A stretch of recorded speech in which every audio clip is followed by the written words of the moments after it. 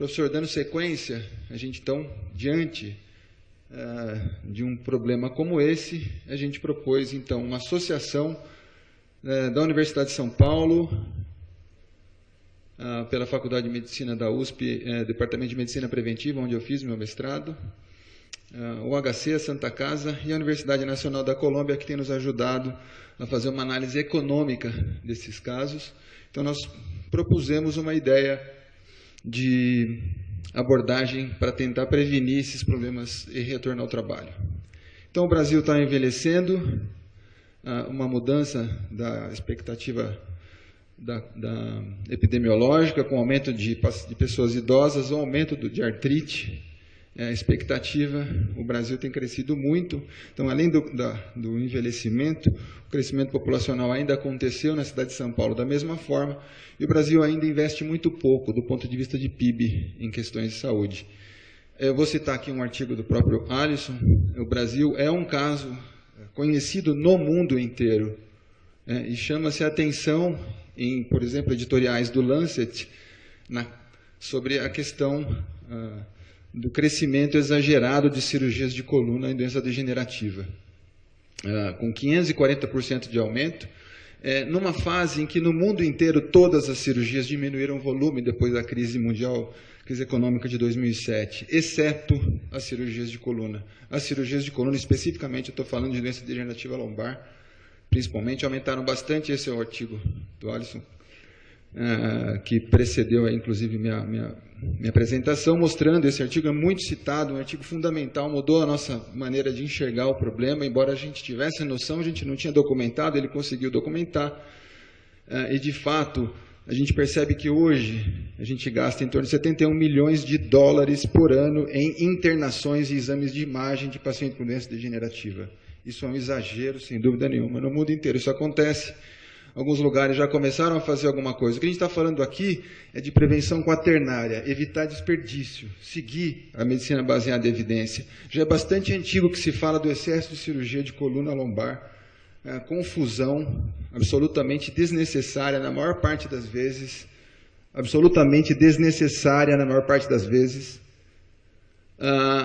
com modificação de resultados patrocinados pela indústria e documentados, e que mostra o entusiasmo do cirurgião na indicação. Não se segue medicina baseada em evidência, se segue entusiasmo do cirurgião. E, se você oferecer a melhor condição possível, que é o modelo DRG norte-americano, para a cirurgia, para a doença lombar, para a lombalgia, você percebe que não funciona. Não funciona porque está indicando errado. E por que está indicando errado? O NICE já mostrou isso. Porque a gente superestima a tecnologia. Esse é o problema da tecnologia. A gente superestimou que um parafuso pudesse resolver a lombalgia. Lombalgia é um problema biopsicossocial. É isso que aconteceu. E a gente está pagando o preço e está vendo isso diariamente. O que tem que se fazer é isso. É multidisciplinaridade. Estudo de fusão apenas para estudo comparativo, de longo prazo, estudo populacional. Não quero criticar técnicas, mas existem bons resultados sem artrodese intersomática, de longo prazo. E a Cochrane já mostrou que é multidisciplinaridade no tempo certo, na medida certa, da forma certa. A proposta brasileira de segunda opinião, na minha opinião, é completamente errada. A segunda opinião, vou mostrar aqui, com revisão sistemática, da Clínica Mayo, ela é fundamental para a medicina de hoje, mas desde que seja espontânea, absolutamente espontânea. O paciente escolhe passar em outro médico para ter outra opinião, porque ele escolhe, não porque alguma operadora o direcionou para um conflito com outro médico, numa doença biopsicossocial em que a dor é o fator principal e você impõe questões para quem tem dor. O resultado já é ruim para a doença degenerativa. Vocês imaginem quanto vai ser no paciente que está imposto tratamento vindo de cima. E existe uma série de publicações tentando valorizar isso. Essa é a publicação do Einstein.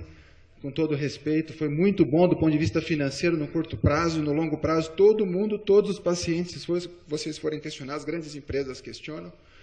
E eles não usaram a coisa mais básica e conhecida do ponto de vista da medicina baseada em evidência para lombalgia, que é terapia cognitivo-comportamental. Não foi usado, não faz parte do protocolo. Isso está errado para tratamento de lombalgia. Errado. Sem falar que a segunda opinião traz conflito entre médicos, todo mundo já sabe disso, essa é uma realidade. Nós somos totalmente contra isso. Como eu já falei, revisão sistemática mostrando que a segunda opinião tem valor. Claro que tem valor. E não precisa nem falar que se eu estou aqui falando que está errado, de alguma forma eu estou sendo perseguido. Não estou sendo perseguido, não, mas eu enfrento esse tipo de problema, se ele vier ao caso, porque a nossa proposta é mostrar que, de alguma forma, a gente pode dar valor ao nosso cuidado médico, criando uma equipe multidisciplinar, oferecendo informação a uma população, e agora, esta é a minha proposta de prevenção quaternária de evitar desperdício. Chegar ao médico ocupacional. Quer dizer, por que a gente não se antecipa antes de que o paciente tenha uma doença, chegue no convênio, o convênio vai para a segunda opinião? Vamos chegar na empresa e falar com o médico do trabalho e mostrar. Tem grupos bons aqui no Brasil. O meu grupo segue medicina baseada em evidência, procura seguir medicina baseada em evidência. Será que você não pode direcionar o seu paciente direto para a gente? Eu estou falando assim de uma forma mais informal, mas que a gente crie protocolos específicos e que documente isso e que a gente chegue antes, para que a empresa direcione para as pessoas que pelo menos se propõem a oferecer o que tem de medicina baseada em evidência e não que se faça, enfim, encaminhamentos direcionados pelos acordos, entre aspas, acordos dos convênios com alguns hospitais e com alguns médicos que infelizmente têm onerado o nosso sistema. Então, é o que eu disse, a segunda opinião forçada é absolutamente ineficiente, na minha opinião. Ela só é monetariamente boa. Orientações de saúde ocupacional podem trazer benefícios mais assertivos, isso é o que a gente está defendendo aqui. Essa é a nossa proposta de prevenção quaternária. Orientações baseadas em medicina, em evidências científicas, elas nos ajudam bastante, todo mundo sabe que não é o apanágio da solução de tudo, mas nos orienta bastante. E eu posso arriscar que a maioria de nós, isso tem estudo mostrando que especialistas que são consultados sobre as melhores evidências não sabem as melhores evidências. Por exemplo, a lombalgia. Não sabe sobre a indicação de exame complementar, não sabe sobre tempo adequado de tratamento, não sabe sobre que tipo de fisioterapia deve ser feita, não sabe que tipo de terapia cognitivo-comportamental pode ser feita, não sabe, por exemplo, que tipo de medicação pode ser usada. Peço concluir, por favor, ministro.